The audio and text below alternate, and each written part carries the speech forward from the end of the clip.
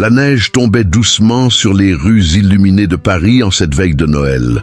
Dans le café le plus élégant de l'avenue Montaigne, un homme solitaire observait l'animation par la fenêtre, perdu dans ses pensées.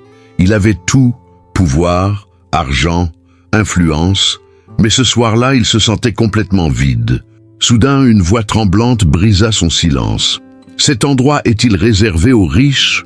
Il leva les yeux et aperçut une jeune femme aux vêtements usés, un vieux sac à dos à la main, ses yeux verts brillant d'un mélange de défi et de vulnérabilité.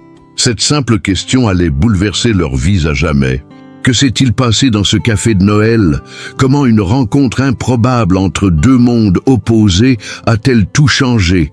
Vous n'allez pas en croire vos yeux. Si vous aimez les histoires palpitantes qui montrent comment la vie peut basculer en un instant, abonnez-vous à la chaîne et cliquez sur la cloche pour ne manquer aucune nouvelle vidéo. Nouvelle vidéo tous les jours. La neige dansait dans l'air glacial de Paris, recouvrant les trottoirs de la prestigieuse avenue Montaigne d'un manteau blanc immaculé. Les vitrines des boutiques de luxe scintillaient de décorations de Noël extravagantes, reflets de la richesse qui caractérisait ce quartier huppé.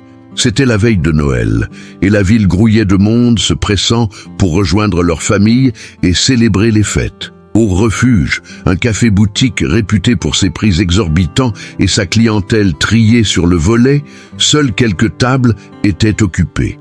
Le décor était impeccable, lustres en cristal, meubles en velours bordeaux et un immense pain orné de dorures trônait au centre de la pièce. Un arôme de café français de qualité et de croissant, tout juste sorti du four, embaumait l'air chaud. Julien Beaumont, 42 ans, PDG de Beaumont Industries, l'une des plus grandes entreprises technologiques d'Europe, était assis seul à une table près de la fenêtre. Son costume Armani gris foncé était impeccable. Sa montre Patek Philippe brillait discrètement à son poignet et sa posture droite lui conférait une certaine autorité.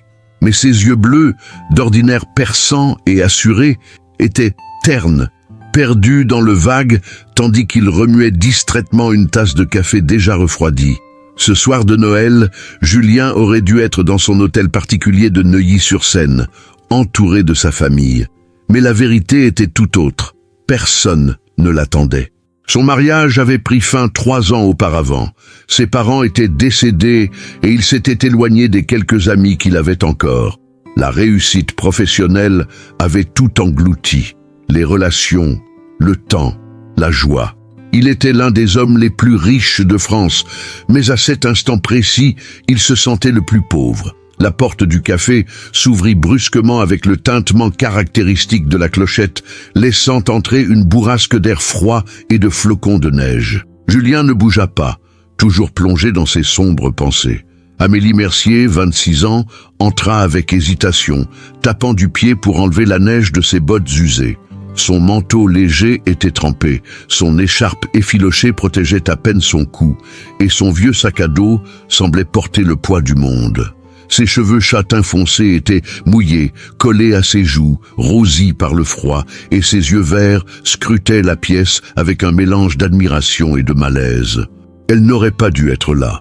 Ce n'était pas un endroit pour quelqu'un comme elle, une jeune femme qui venait de perdre son emploi de serveuse, qui partageait un minuscule appartement à Belleville avec 3 autres personnes, et qui, ce soir-là, n'avait nulle part où aller, car ses collègues étaient absents, et qu'elle n'avait même pas d'argent pour un ticket de métro correct. Amélie avait marché des heures durant dans la neige, cherchant désespérément à se réchauffer. Lorsqu'elle aperçut les lumières chaleureuses du refuge, son corps prit la décision avant même que sa raison puisse protester.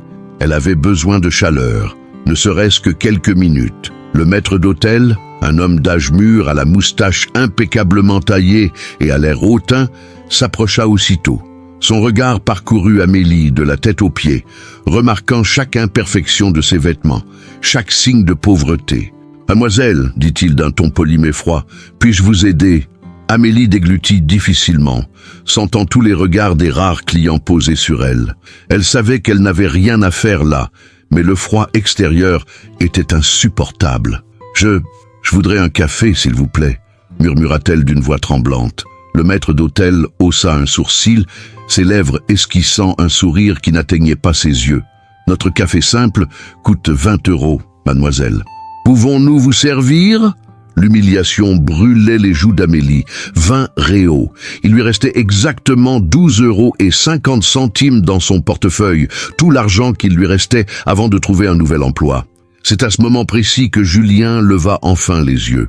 Quelque chose dans la voix tremblante de la jeune femme avait percé sa bulle d'isolement. Il observa la scène. La jeune fille trempée et visiblement mal à l'aise, le maître d'hôtel condescendant sur le point de la mettre à la porte.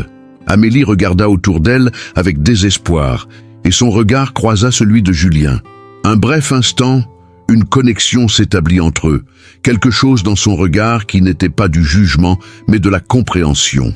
Elle ne savait pas qui il était, mais à cet instant, elle rassembla tout son courage. Serrant plus fort son sac à dos, Amélie se dirigea droit vers la table de Julien. Le maître d'hôtel s'avança, prêt à intervenir, mais s'arrêta en voyant où elle allait. Julien la regarda s'approcher, intrigué par la détermination de ses pas malgré son corps tremblant de froid.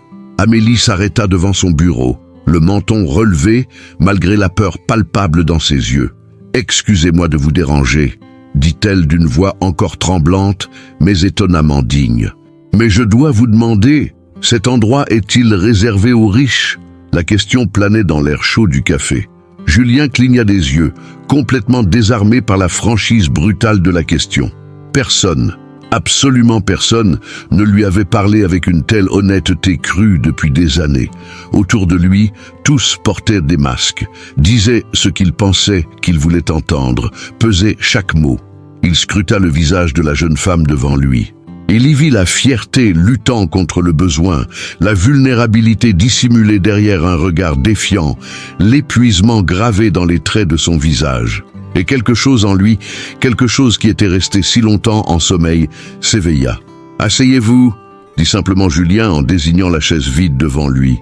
Amélie hésita, surprise par la réponse. « Je ne veux pas de charité. »« Ce n'est pas de la charité » l'interrompit-il d'une voix ferme mais douce. « On sait la veille de Noël, il neige dehors et je suis seul à une table pour 4. Asseyez-vous, je vous en prie. » Le maître d'hôtel ouvrit la bouche pour protester, mais un simple regard de Julien le fit taire. Il connaissait cet homme. Julien Beaumont était l'un des clients les plus importants de l'établissement. Amélie s'est glissée sur la chaise, toujours prudente, et a posé son sac à dos trempé par terre. Ses mains tremblaient, et elle les a cachées sous la table. Julien fit un signe au maître d'hôtel. 2 chocolats chauds, les meilleurs qu'il propose, et une assiette de croissants, de madeleines et de macarons. « Immédiatement, monsieur Beaumont », répondit le maître d'hôtel en s'inclinant avant de s'éloigner rapidement. Les yeux d'Amélie s'écarquillèrent en entendant ce nom. Elle ne connaissait pas grand-chose au monde des affaires, mais même quelqu'un comme elle avait entendu parler de Julien Beaumont. Sa photo apparaissait parfois dans les journaux laissés au café où elle travaillait. « Vous l'êtes » commença-t-elle, mais il leva la main. « Juste Julien. »« Et vous ?»« Amélie » répondit-elle automatiquement, encore sous le choc de la situation surréaliste dans laquelle elle se trouvait. « Amélie » répéta-t-il, comme pour vérifier que le nom était bien prononcé. « Tu m'as posé une question, mais tu n'as pas répondu à la mienne. Pourquoi es-tu ici, seule, la veille de Noël ?» La défense initiale d'Amélie commença à s'effriter sous son regard sincèrement intéressé. Il n'y avait ni pitié ni jugement, seulement de la curiosité humaine. « Je pourrais poser la même question », rétorqua-t-elle, retrouvant un peu de son audace. Julien esquissa un sourire, un petit sourire triste qui n'atteignait pas ses yeux. Touché. « Eh bien, je suis là parce que je n'ai nulle part où aller. Et vous ?» Son honnêteté brutale l'a complètement désarmée. Amélie prit une profonde inspiration. « Moi non plus, je n'ai nulle part où aller, » admit-elle à voix basse. « J'ai perdu mon travail il y a 3 jours. Mes colocataires sont partis passer Noël en famille.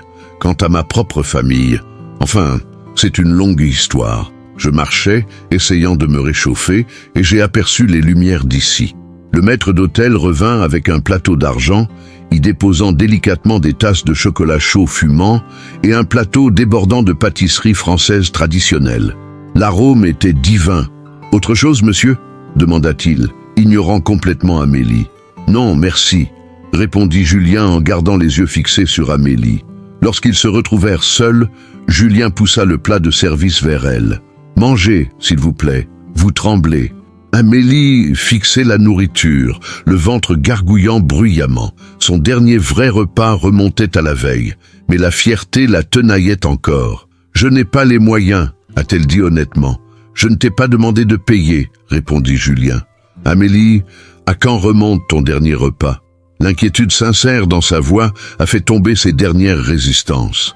Les larmes lui piquaient les yeux, mais elle les retint avec force. « Hier matin », a-t-il admis. Julien ressentit une pointe de tristesse. Lui, un homme qui aurait pu s'offrir ce café entier sans que cela n'affecte son compte en banque, était là, seul, à se complaire dans l'apitoiement. Et cette jeune femme, visiblement en proie à de réelles difficultés, luttait encore pour préserver sa dignité. « Alors, s'il vous plaît, mangez, non pas par charité, mais parce que personne ne devrait avoir faim la veille de Noël. » Amélie prit un croissant d'une main tremblante. La première bouchée fut une explosion de saveurs en bouche, du beurre onctueux, une pâte feuilletée parfaite. Elle ferma les yeux un instant, savourant chaque bouchée. Julien la regardait en silence et quelque chose d'étrange se produisit. Pour la première fois depuis des années, il ne ressentit plus ce vide constant dans sa poitrine. Il était présent, pleinement présent à cet instant. « Vous n'avez pas répondu à ma question initiale », dit Amélie après avoir pris une gorgée de chocolat chaud, la boisson onctueuse la réchauffant de l'intérieur. « Cet endroit est-il réservé aux riches ?» Julien a examiné attentivement la question. « Techniquement, oui, les prix ici sont absurdes, conçus pour exclure une certaine catégorie de personnes. » Il marqua une pause, observant le café vide. « Mais tu sais ce que j'ai compris, Amélie? Les endroits comme celui-ci regorgent des gens les plus seuls que tu aies jamais rencontrés. On a les moyens de payer des cafés à 20 €, mais on n'a pas les moyens d'acheter ce qui compte vraiment. »« Et qu'est-ce que ce serait ?» demanda-t-elle, sincèrement curieuse. « Une connexion authentique, de l'honnêteté. Quelqu'un qui vous regarde et voit l'être humain, pas le PDG ou le compte en banque. » Il a croisé son regard. Quelqu'un qui a le courage de demander « Cet endroit est-il réservé aux riches ?» sans s'excuser d'exister. Amélie sentit son visage s'empourprer. Elle observa l'homme en face d'elle, ses épaules tendues, ses yeux fatigués, la solitude qui émanait de lui malgré son apparente richesse. « Tu es seule la veille de Noël », dit-elle doucement. « Pourquoi ?» Julien resta longtemps silencieux. Lorsqu'il prit enfin la parole, sa voix était empreinte d'une émotion contenue. « Parce que j'ai passé les 20 dernières années à bâtir un empire et que j'ai oublié de construire ma vie. Mon mariage a échoué parce que j'ai préféré les réunions aux dîners en famille. J'ai perdu des amis parce que j'étais toujours trop occupé. Et maintenant, quand j'ai enfin du temps libre, je n'ai personne avec qui le partager. » La vulnérabilité de ses aveux laissa Amélie sans voix. Elle avait toujours imaginé que les riches menaient une vie parfaite. Mais voilà que l'un des hommes les plus prospères de France admettait être tout aussi perdu qu'elle. « Et toi, Amélie ?» demanda Julien en retournant la table. « Qu'est-ce qui t'amène à Paris? Tu n'es pas d'ici, ça se voit à ton accent. » Amélie sourit tristement. « Je suis lyonnaise. Je suis arrivée à Paris il y a 2 ans, pleine de rêves de devenir chef. Mais la réalité est bien différente. Impossible d'intégrer une école de cuisine. C'est beaucoup trop cher. Je me suis retrouvée serveuse, à peine de quoi payer mon loyer. Et votre famille ?» Le visage d'Amélie se ferma légèrement. « Ma mère est décédée quand j'avais 17 ans. Mon père, il s'est remarié très vite. Sa nouvelle épouse a clairement fait comprendre que je n'étais pas la bienvenue. Alors je suis venu ici, pensant pouvoir construire quelque chose par moi-même. » Julien hocha lentement la tête, reconnaissant la douleur familière du rejet. « Et la cuisine, c'est toujours votre rêve ?» Pour la première fois depuis son entrée dans le café, les yeux d'Amélie brillèrent. « Ce sera toujours le cas. Quand je cuisine, rien d'autre ne compte. Chaque plat raconte une histoire, chaque saveur ravive un souvenir. Ma mère me l'a appris. Elle disait toujours que la nourriture préparée avec amour peut guérir les cœurs brisés. »« Ta mère était sage, » dit Julien doucement. Ils continuèrent à discuter tandis que la neige tombait dehors et que le café se vidait peu à peu. Julien passa d'autres commandes, soupe à l'oignon, quiche, salade, tout ce qui semblait intéresser Amélie. Elle protesta d'abord, mais il insista et finalement elle accepta, son corps reconnaissant de ce repas. Les heures s'écoulèrent étrangement. Deux inconnus, issus de mondes totalement différents, liés par une solitude partagée et une honnêteté inattendue. Amélie parlait de ses recherches de travail, des petits bonheurs qu'elle trouvait sur les marchés, de ses promenades dans Paris à contempler les vitrines des restaurants chics, de ses rêves. Julien a parlé de la pression constante liée à la direction d'une entreprise, des décisions impossibles qu'il a dû prendre, de la solitude qui accompagne le succès et du sentiment qu'il avait parfois de vivre la vie de quelqu'un d'autre. Lorsque l'horloge sonna 11 heures du soir, le maître d'hôtel s'approcha discrètement. « Monsieur Beaumont, nous allons bientôt fermer. » Julien regarda Amélie et une décision se dessina dans son esprit. C'était une décision impulsive, peut-être même irrationnelle, mais c'était la veille de Noël, et il était las de mener une vie calculée. « Amélie, tu as dit que tu n'avais nulle part où aller ce soir, n'est-ce pas ?» Elle hocha la tête avec hésitation. « J'ai une maison trop grande pour une seule personne, trop de pièces vides. » Il marqua une pause, pesant ces mots. « Aimeriez-vous y passer Noël ? Sans engagement, sans obligation. Juste ne pas être seul. » Les yeux d'Amélie s'écarquillèrent, choqués par cette proposition. « Je ne peux pas, je vous connais à peine. Je sais, et je comprendrai si vous refusiez. Mais Amélie, vous m'avez offert ce soir quelque chose qui me manquait depuis des années. De l'honnêteté, une véritable connexion, une conversation qui ne portait ni sur les affaires, ni sur l'argent. Permettez-moi de vous remercier en vous offrant un endroit chaleureux où dormir et un bon repas de Noël. » Amélie se mordit la lèvre, partagée entre prudence et nécessité. Elle plongea son regard dans les yeux de Julien et n'y vit que sincérité. « Pourquoi fais-tu ça ?» demanda-t-elle doucement. Julien sourit, un sourire sincère cette fois, qui illumina son regard. Parce que ce soir, tu m'as rappelé une chose que j'avais oubliée. La richesse sans humanité ne vaut rien. Et parce que peut-être, nous méritons tous les deux un Noël plus beau que celui que nous aurions autrement. » Amélie prit une profonde inspiration, puis tendit la main. « D'accord, mais à une condition, laisse-moi préparer le déjeuner de Noël demain. C'est la seule façon pour moi de te remercier. » Julien lui serra la main, sentant la fermeté de sa prise, malgré son apparente fragilité. Accord conclu. Ils partirent ensemble dans la nuit froide parisienne, sous une neige qui continuait de tomber doucement. Le chauffeur de Julien, qui avait patiemment attendu, ouvrit la portière de la Mercedes noire. Amélie hésita un instant avant de monter. Tandis que la voiture glissait sur les rues illuminées de Paris, Amélie contemplait par la fenêtre la ville qu'elle aimait tant, cette ville qui avait été à la fois si cruelle et si généreuse envers elle. Et à cet instant précis, sans le savoir, Julien et elle allaient découvrir que parfois, ce sont les rencontres les plus improbables qui changent nos vies à jamais.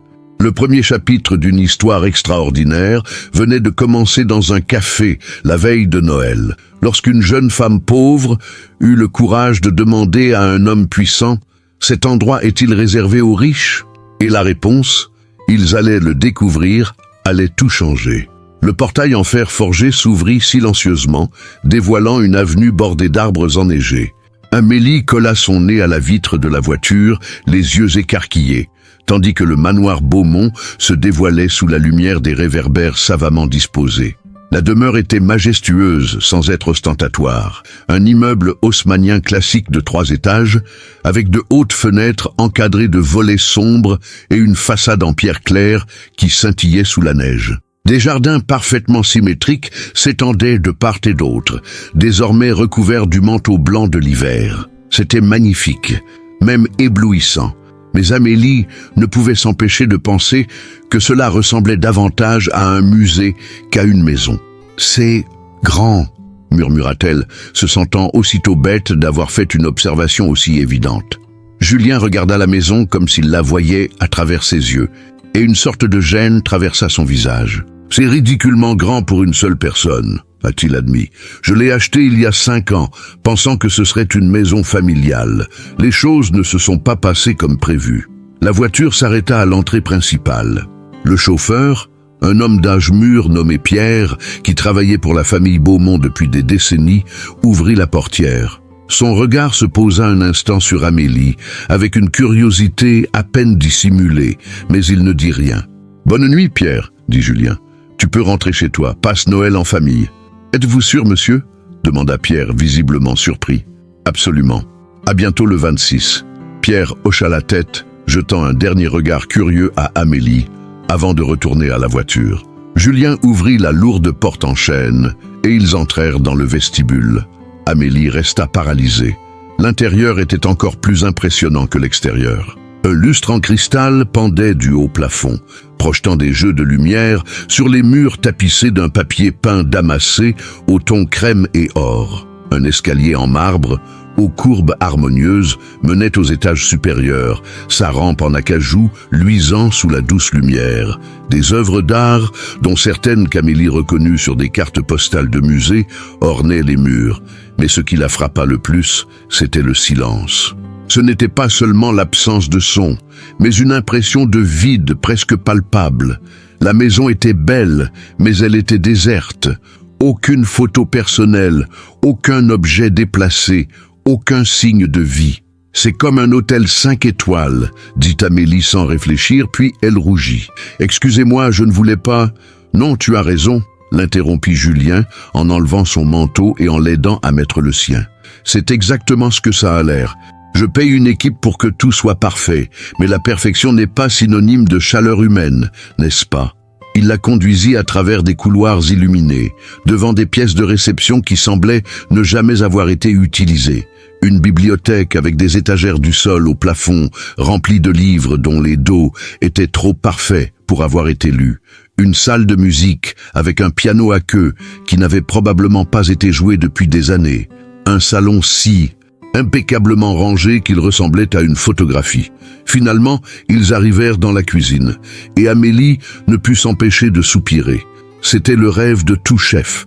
Des appareils vikings en acier inoxydable, un immense îlot central avec un comptoir en marbre Calacata, des armoires sur mesure en chêne français, une cave à vin climatisée, visible à travers des portes vitrées, et un équipement professionnel qui ferait pâlir d'envie n'importe quel restaurant de luxe. « Tu cuisines ?»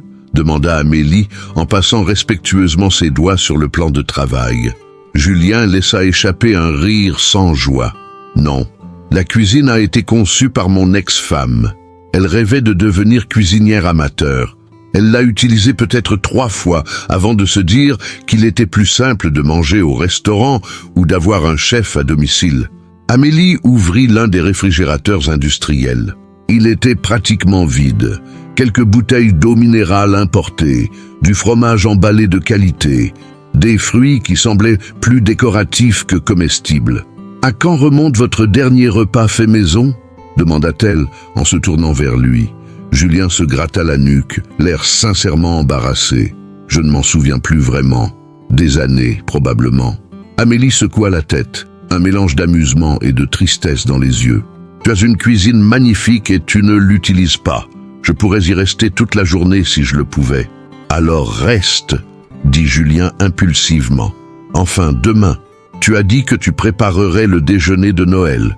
Utilise ce que tu veux. »« Mais il n'y a rien ici, » fit remarquer Amélie. Julien a décroché son téléphone.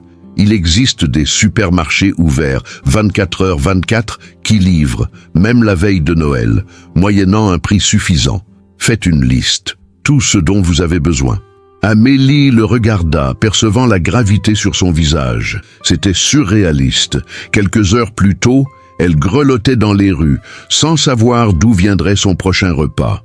À présent, elle se trouvait dans un hôtel particulier valant plusieurs millions de dollars, avec à sa disposition l'une des plus belles cuisines de Paris et un budget apparemment illimité. « Très bien, » dit-elle doucement, « mais je vais cuisiner quelque chose de simple, de la cuisine authentique. Rien de sophistiqué. »« Parfait, » répondit Julien en souriant sincèrement. Il lui montra une chambre d'amis au 2e étage. Elle était plus grande que tout l'appartement qu'Amélie partageait avec 3 personnes.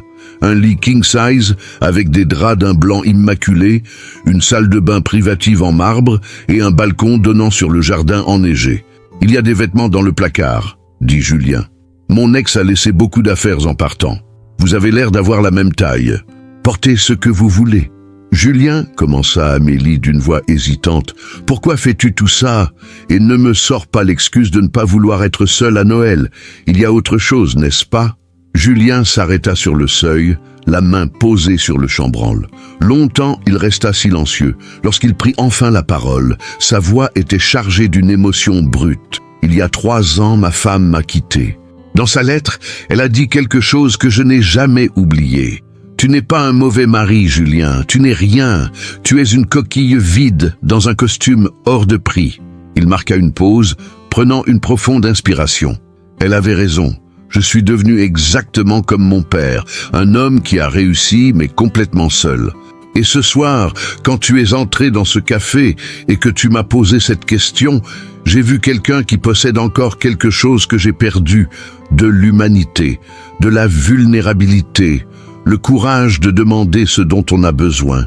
Amélie sentit des larmes lui brûler les yeux. « Je ne suis pas courageuse, j'étais désespérée. »« Le désespoir exige souvent plus de courage que tout le reste, » répondit Julien. « Tu aurais pu accepter d'être mis à la porte de ce café. Tu aurais pu baisser la tête et partir. Mais non, tu es venu à ma table et tu m'as posé une question que personne n'avait osé poser depuis des années. Et tu sais quoi d'autre ? Tu as accepté mon aide, mais à tes conditions. Tu as gardé ta dignité tout en acceptant ma gentillesse. C'est rare. » Il partit avant qu'elle puisse répondre, refermant doucement la porte derrière lui. Amélie était seule dans la luxueuse chambre, repensant à tout ce qui s'était passé cette nuit extraordinaire. Elle s'approcha de la fenêtre et contempla les jardins enneigés. Au loin, les lumières de Paris brillaient, la tour Eiffel se détachant sur le ciel nocturne. Elle prit un long bain chaud, la première fois depuis des mois qu'elle avait de l'eau chaude à volonté, et trouva un pyjama en soie dans le placard. Il était doux sur sa peau, un luxe qu'elle n'avait jamais connu auparavant. Allongée sur le lit moelleux, entourée de tout ce luxe, elle pensait à Julien, seul quelque part dans cet immense manoir. Elle pensait qu'il possédait tout ce que l'argent pouvait acheter, mais rien qui comptât vraiment. Elle pensait que leur vie était opposée, mais que leur solitude était exactement la même. Pendant ce temps, dans son bureau au 3e étage, Julien, assis dans son fauteuil en cuir, contemplait la ville par la fenêtre. Il avait fait appel au service de livraison de luxe et commandé tout ce qui figurait sur la liste dressée par Amélie. Des ingrédients simples, mais de grande qualité. Poulet bio, légumes frais, herbes aromatiques, farine, beurre et vin de cuisine. Il repensa à cette nuit, à la façon dont une simple question d'un inconnu avait fait tomber le mur qu'il avait érigé autour de lui. La façon dont, pour la première fois depuis des années, il avait ri sincèrement, partagé ses sentiments avec sincérité, ressenti quelque chose au-delà de ce vide constant. Julien n'était pas naïf. Il savait qu'un dîner de Noël partagé ne changerait pas fondamentalement sa vie. Mais ce soir-là, quelque chose avait changé. Il s'était souvenu que derrière le PDG, le milliardaire, l'homme à succès, se cachait un être humain, vulnérable, solitaire, aspirant à de véritables relations. Et dans cette chambre d'amis, Amélie avait des réflexions similaires. Elle avait toujours imaginé que la richesse résoudrait tous ses problèmes, mais elle comprenait maintenant la vérité, plus complexe. L'argent pouvait certes apporter du confort, mais le sens de la vie ne s'achète pas. On peut remplir une maison, mais on ne peut pas en faire un foyer. Quand minuit sonna, les cloches des églises de Paris se mirent à sonner, annonçant Noël. Amélie, allongée, écoutait le carillon résonner dans la ville silencieuse. À l'étage, Julien écoutait lui aussi, la tête appuyée contre la vitre froide. 2 inconnus sous le même toit, séparés par des étages, mais unis par une compréhension tacite. Parfois, les plus grandes richesses se trouvent là où on les attend le moins. Et parfois, la veille de Noël, la plus solitaire peut être le point de départ d'une aventure extraordinaire. Dehors, la neige continuait de tomber sur Paris, recouvrant la ville d'un manteau blanc de promesses. Et à l'intérieur de l'hôtel particulier Beaumont, pour la première fois depuis des années, il y avait autre chose que le silence. Il y avait l'espoir. Amélie s'éveilla sous la douce lumière hivernale qui filtrait à travers les rideaux de velours. Désorientée un instant, elle ne reconnut pas l'endroit où elle se trouvait. Puis les souvenirs de la nuit précédente la submergèrent comme une vague. Le café, Julien, le manoir. Elle se redressa brusquement, observant la pièce luxueuse, espérant secrètement que tout cela n'avait été qu'un rêve élaboré. Mais non, elle était toujours là, enveloppée dans un pyjama de soie, dans un lit qui coûtait probablement plus cher que son loyer annuel entier. L'horloge numérique sur la table de chevet affichait 7h32, le jour de Noël. Amélie se leva et s'approcha de la fenêtre. Le jardin était recouvert d'une neige fraîche, immaculée et parfaite comme sur une carte postale. Paris s'éveillait doucement en cette matinée festive, la ville plus calme que d'habitude. Après s'être habillée d'un jean propre et d'un pull en cachemire trouvé dans le placard, tous deux étonnamment confortables et à la bonne taille, Amélie descendit les escaliers, ses pieds nus s'enfonçant dans l'épaisse moquette. Le manoir était silencieux, mais elle suivit l'arôme du café fraîchement moulu jusqu'à la cuisine. Elle y trouva Julien, déjà vêtu d'un pantalon en lin et d'une chemise bleu clair, debout devant la machine à expresso professionnelle, l'air concentré. « Bonjour », dit-elle avec hésitation. Julien se retourna et son visage s'illumina d'un sourire sincère. « Bonjour Amélie, joyeux Noël », il désigna la machine. « J'essaie de la faire fonctionner. C'est plus compliqué que de gérer l'entreprise. » Amélie rit en se rapprochant. « Laissez-moi vous aider. J'ai travaillé avec l'un d'eux au café. Ses doigts habiles manipulèrent les commandes. Et bientôt, 2 expressos parfaits furent servis dans des tasses en porcelaine blanche. »« Merci, » dit Julien en prenant une gorgée. « Avez-vous bien dormi ?»« J'ai mieux dormi que depuis des mois, » a-t-elle admis. « Et vous ?» ?»« Étonnamment bien. » Il hésita, puis reprit. « Normalement, je prends des somnifères. Mais la nuit dernière, je n'en ai pas eu besoin. » Il régnait entre eux une intimité troublante, compte tenu du fait qu'ils étaient pratiquement des inconnus. Mais la conversation de la veille avait instauré un climat de sincérité qui rendait toute formalité superflue. « Les ingrédients sont-ils arrivés ?» demanda Amélie, changeant de sujet. « Oui, Pierre les a apportés tôt ce matin, avant d'aller chez sa fille. Tout est dans le garde-manger et le réfrigérateur. » Amélie explora le garde-manger, une pièce séparée plus grande que son ancienne cuisine. Ses yeux s'illuminèrent à la vue des ingrédients frais et de grande qualité. Tomates mûres, herbes fraîches, poulet bio parfaitement cuit, légumes colorés, farine française de première qualité, beurre doré de Normandie. « C'est formidable », murmura-t-elle en planifiant mentalement le menu. « Je vais préparer quelque chose de spécial, mais authentique. Un plat que ma mère aurait pu faire. »« Puis-je vous aider ?» demanda Julien, les surprenant tous les deux par sa question. Amélie le regarda et elle vit un espoir sincère dans ses yeux. « Vous cuisinez ?»« Non, mais je peux apprendre. Si vous me l'apprenez. » Un lent sourire se dessina sur le visage d'Amélie. « D'accord, mais vous devez suivre mes instructions. En cuisine, c'est moi le chef. » « Oui, chef, » répondit Julien avec un sourire enjoué qui le rajeunissait de plusieurs années. Amélie l'a mis à contribution pour couper des légumes, pendant qu'elle préparait la pâte à pain maison. Au début, Julien était maladroit, tenant mal le couteau et coupant les tomates de façon irrégulière. Mais il y avait quelque chose de touchant à voir l'un des PDG les plus influents d'Europe peiner avec une tâche aussi simple. « Écoute », dit Amélie en se plaçant à côté de lui et en guidant sa main. « Laisse le couteau faire le travail. Un mouvement de balancier, pas un mouvement de scie. » Julien suivit ses conseils et progressa peu à peu. Maîtriser une compétence pratique qui n'avait rien à voir avec les stratégies d'entreprise ou les tableurs financiers lui procurait une profonde satisfaction. « Vous savez, » dit-il en travaillant, « je n'ai rien fait de mes mains depuis des années. Tout ce que je fais est numérique, abstrait. C'est pour ça que la cuisine est si spéciale, » répondit Amélie en pétrissant la pâte avec des gestes assurés. « C'est concret. On voit le résultat de son travail. Ça nourrit les gens. Ça crée des souvenirs. » Au fil de la matinée, la cuisine se métamorphosa. L'arôme du pain frais embaumait l'air. Amélie prépara un coq au vin, un poulet mijoté dans du vin rouge avec des champignons, des oignons et du lard. Il apprit à Julien à faire un gratin dauphinois, de fines couches de pommes de terre à la crème et au fromage. Il prépara une simple salade d'herbes fraîches cueillies dans la véranda dont il ignorait même l'existence. Julien la regardait travailler avec fascination. Ses gestes étaient empreints de grâce, d'une assurance qui contrastait avec la timidité qu'elle affichait en dehors de la cuisine. Ici, elle était dans son élément. Chaque mouvement était intentionnel, chaque ingrédient manipulé avec respect. Ma mère disait toujours qu'on peut apprendre beaucoup de choses sur une personne à travers sa façon de cuisiner, dit Amélie en ajustant les épices.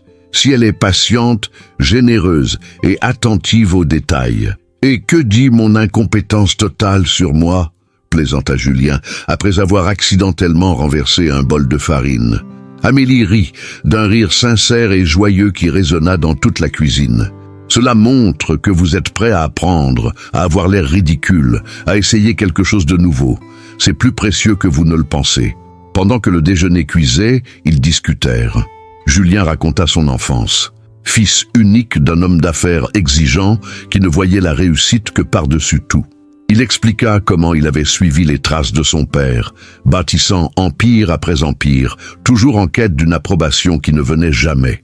Son père était décédé 5 ans auparavant, et Julien comprit trop tard qu'il ne l'avait jamais vraiment connu. Amélie évoquait les souvenirs de sa mère, une femme chaleureuse qui travaillait comme cuisinière dans une école, qui transformait de simples ingrédients en plats magiques et qui croyait que la cuisine était l'expression tangible de l'amour. Sa mort subite des suites d'un cancer avait anéanti Amélie et le remariage précipité de son père avait été vécu comme une trahison. « C'est elle qui m'a tout appris en cuisine », dit doucement Amélie en remuant le coq au vin. « Chaque recette est un souvenir d'elle. Quand je cuisine, c'est comme si elle était encore là. » Julien vit les larmes dans ses yeux et, sans réfléchir, posa la main sur son épaule. C'était un geste simple mais empreint de compréhension. Ils avaient perdu des êtres chers de différentes manières, mais la douleur de l'absence était la même. À 2 heures de l'après-midi, la table était mise dans la salle à manger, une pièce que Julien n'avait pas utilisée depuis des années. Mais Amélie avait insisté. Elle avait trouvé une nappe en lin, des couverts en argent et même quelques bougies. La table paraissait accueillante, chaleureuse, vivante. Ils s'assirent, les plats fumant entre eux.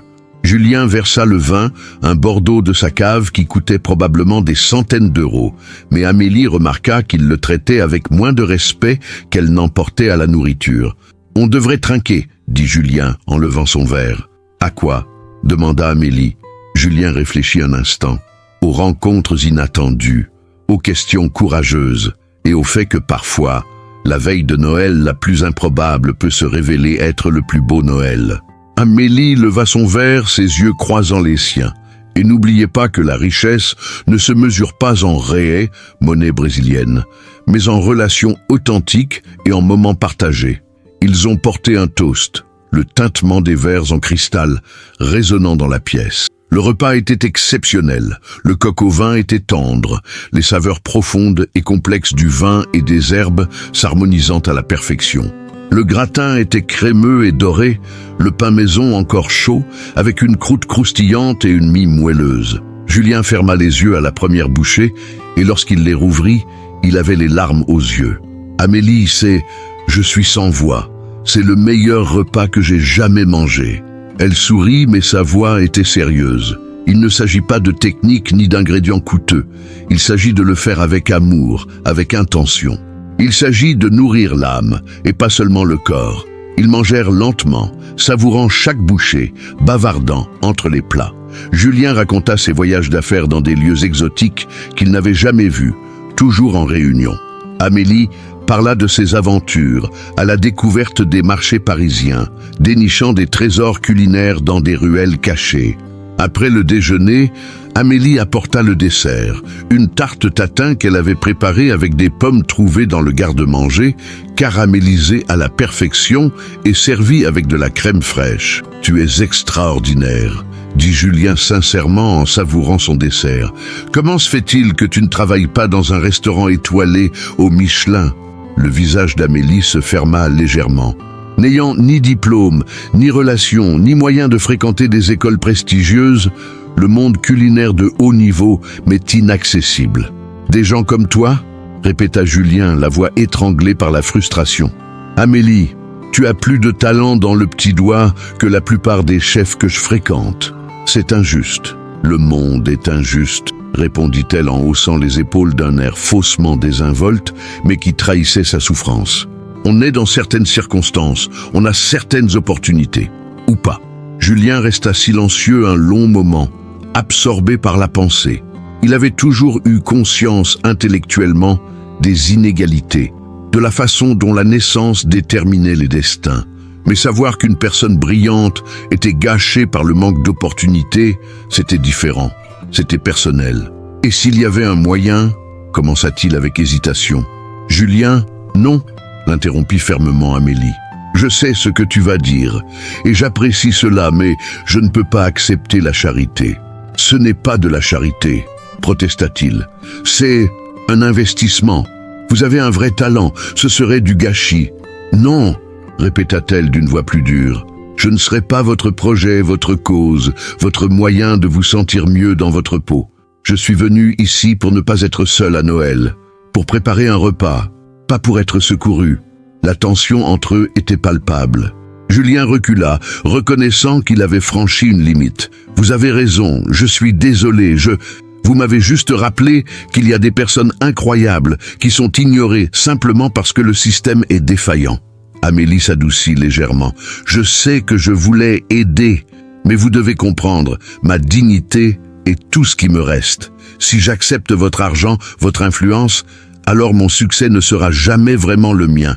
Il sera le vôtre, et je ne peux pas vivre comme ça. Julien hocha lentement la tête, comprenant même s'il n'était pas d'accord avec la logique. Mais vous savez bien qu'accepter de l'aide n'est pas toujours un signe de faiblesse, n'est-ce pas? Nous avons tous besoin d'un coup de main de temps en temps.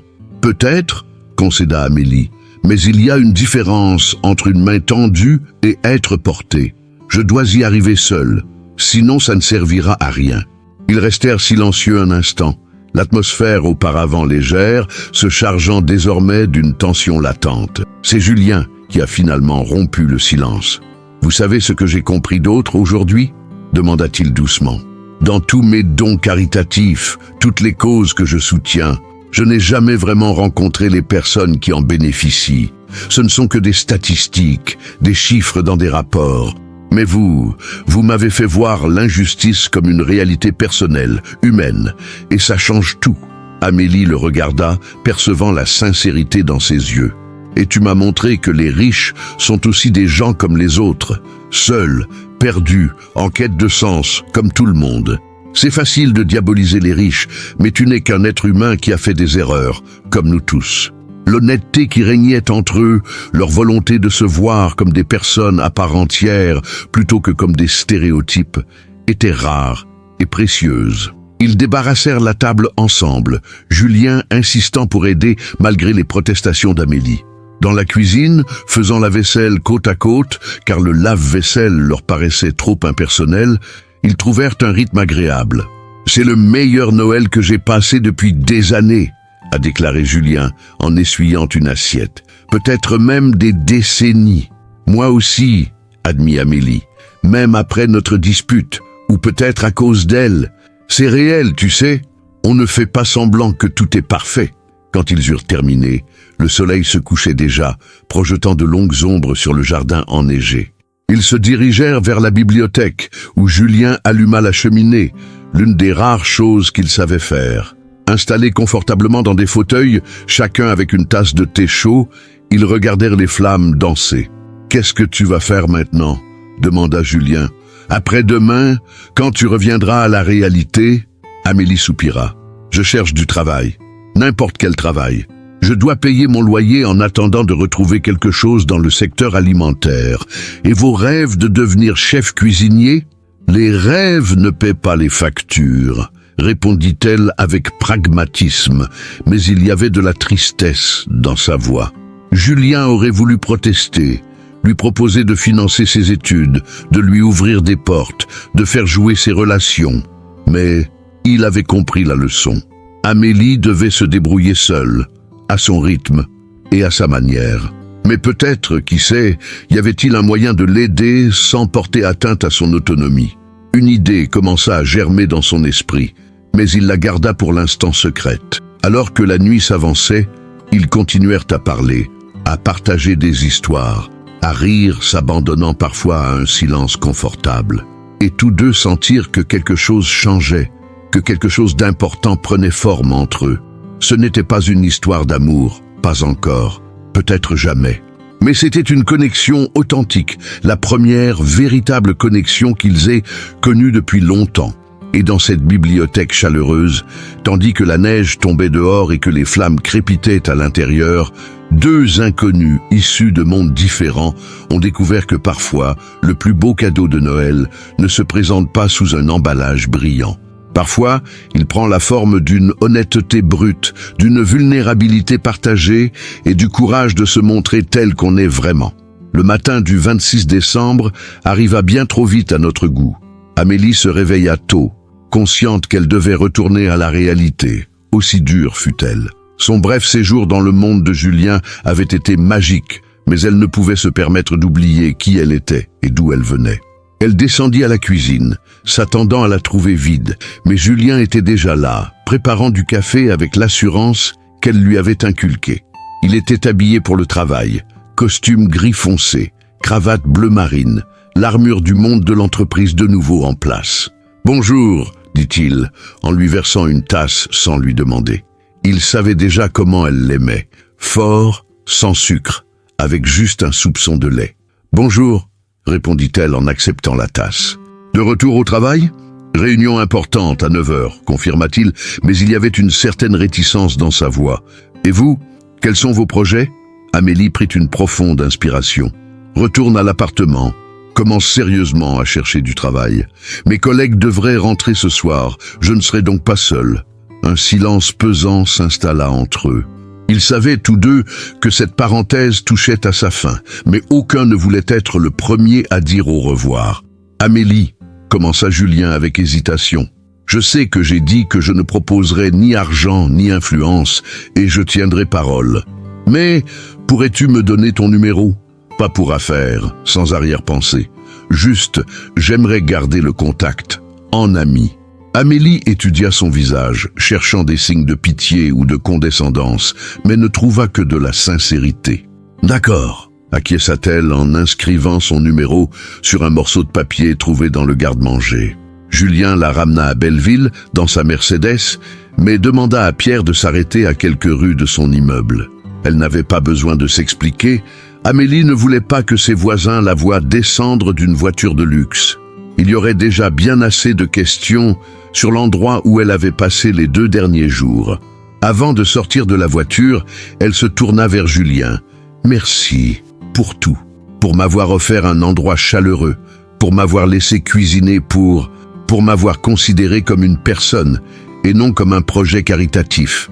Merci, répondit-il, la voix chargée d'émotion, de m'avoir rappelé qu'il y a plus important dans la vie que les états financiers et les réunions du conseil d'administration, d'avoir préparé le meilleur repas de ma vie, d'avoir été honnête quand personne d'autre ne l'est. » Ils s'étreignirent brièvement, une étreinte empreinte de gratitude mutuelle et de la conscience qu'un événement important s'était produit entre eux. Amélie regarda la Mercedes disparaître dans la circulation avant de se diriger vers son immeuble.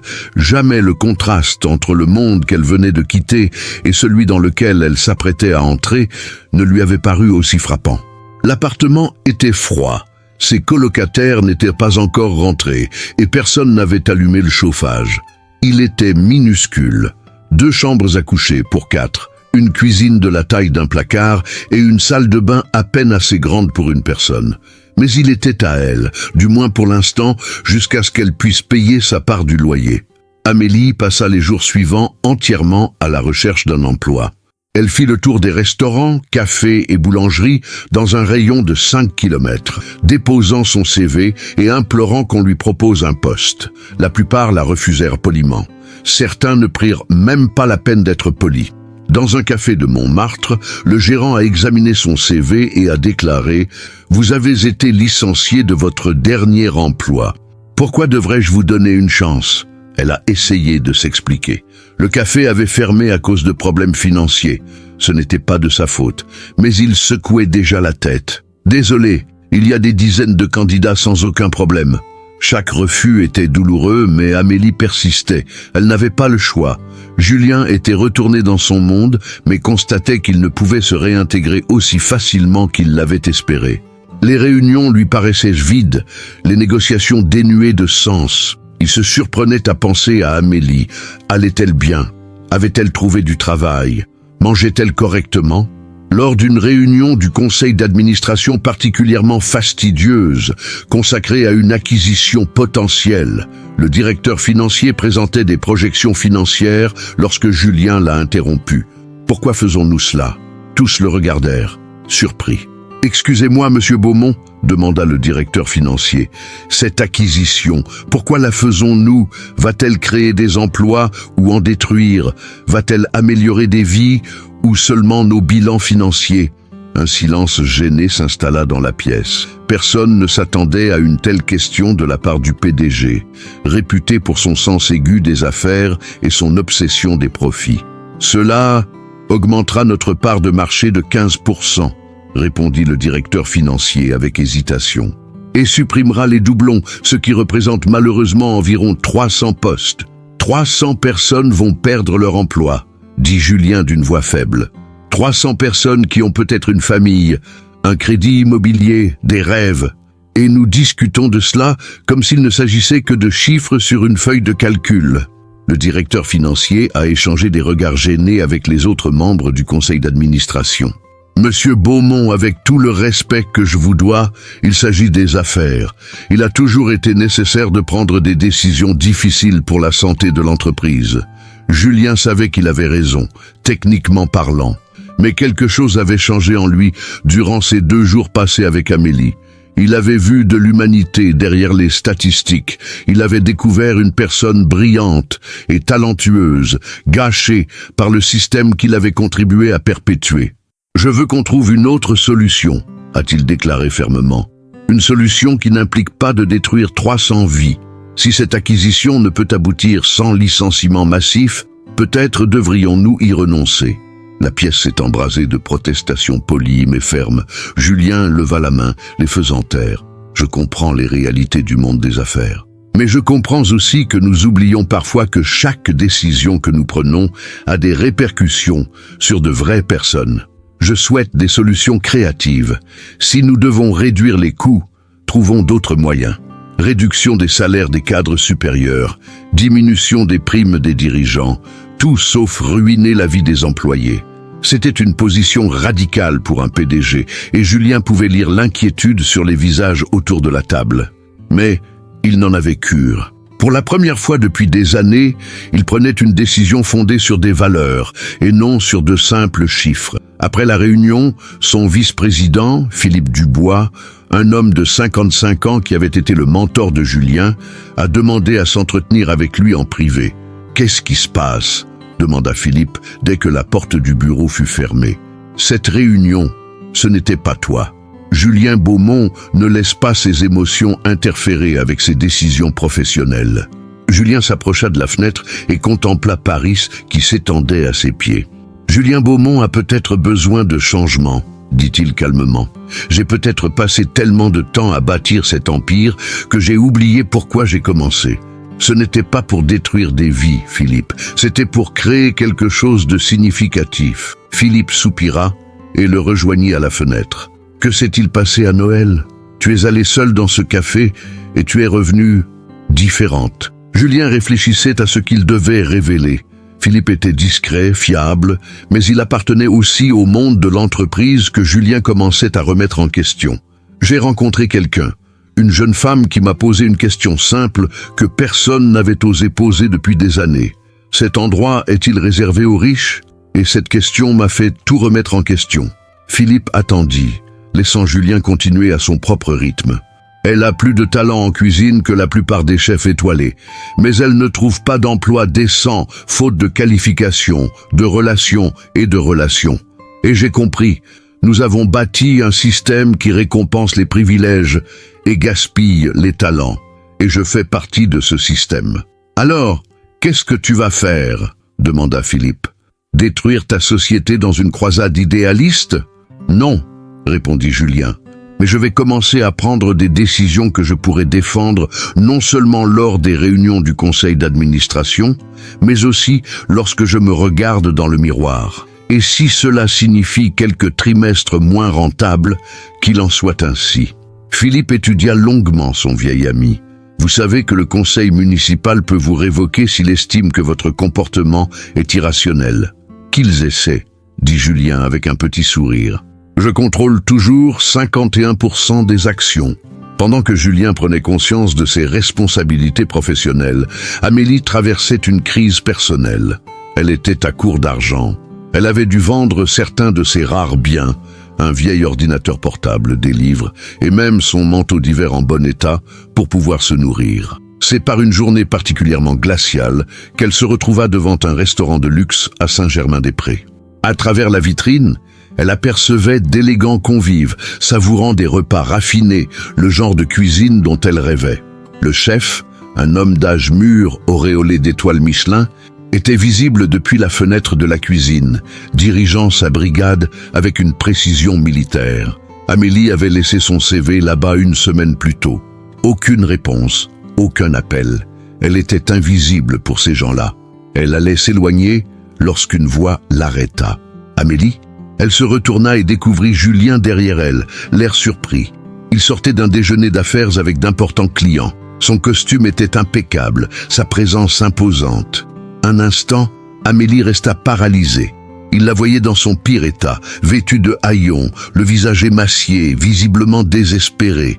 L'humiliation lui brûlait le visage. « Julien », parvint-elle à dire, en essayant de garder un semblant de dignité. « Je cherchais juste un emploi. » Il a percé à jour son mensonge partiel.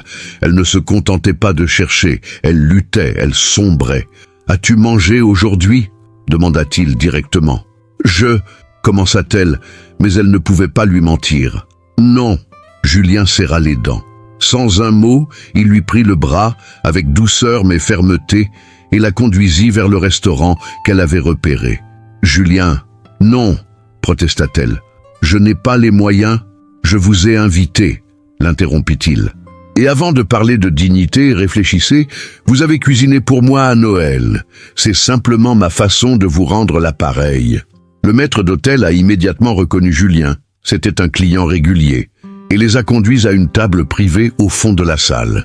Monsieur Beaumont, quel plaisir de vous revoir si tôt. Et mademoiselle Mercier est mon invitée, dit Julien d'un ton ferme, ne laissant aucune place au subtil dédain que le maître d'hôtel pouvait clairement éprouver. Lorsqu'elles se retrouvèrent seules, Amélie observa la luxueuse pièce, se sentant complètement déplacée. « Tu n'avais pas besoin de faire ça », dit-elle doucement. « Amélie, regarde-moi », supplia Julien, attendant qu'elle croise son regard. « Tu meurs de faim. Il ne s'agit pas de charité ni de te faire culpabiliser. Il s'agit simplement d'un ami qui s'assure qu'un autre ami mange à sa faim. C'est aussi simple que ça. »